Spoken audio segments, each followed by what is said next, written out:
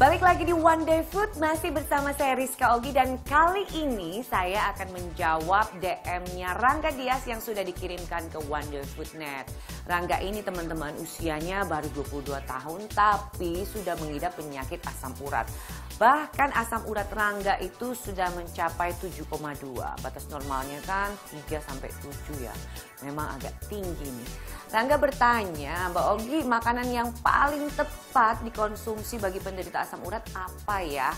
Baik, saya akan jawab itu, tapi sebelumnya saya mau mengajak kita semua untuk berkenalan dulu dengan penyakit ini. Apa sih ini penyakit asam urat?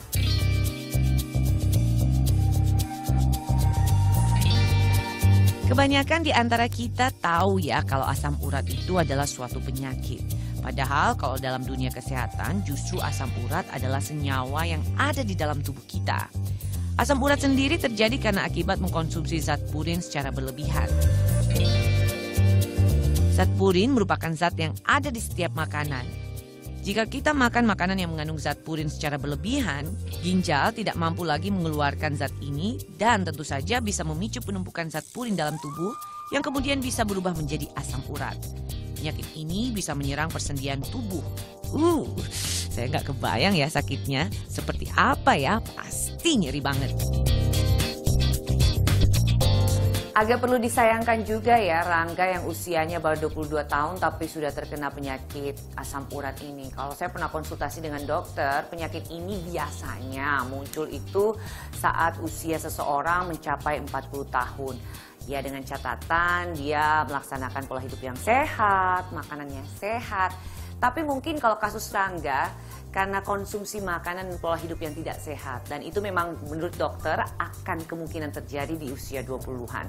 Tapi ada baiknya kita mengenal loh gejala-gejala dari penyakit asam urat ini seperti apa. Kita lihat yuk.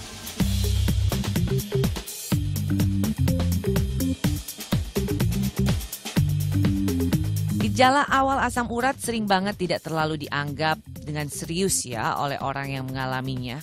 Umumnya hal ini dianggap terjadi karena mereka bekerja keras dan kemudian kelelahan. Sebaiknya jangan dianggap sepele ya. Gejala asam urat pada tahap awal diantaranya kamu selalu capek, badan terasa pegal-pegal, kemudian bagian persendian seperti pinggang, lutut, punggung, dan bahu selalu terasa nyeri, biasanya ditandai dengan timbulnya pembengkakan. Gejala selanjutnya, kalian akan sering buang air kecil di pagi hari, saat bangun tidur maupun di malam hari. Lalu kadang suka muncul rasa linu dan kesemutan yang lumayan agak parah.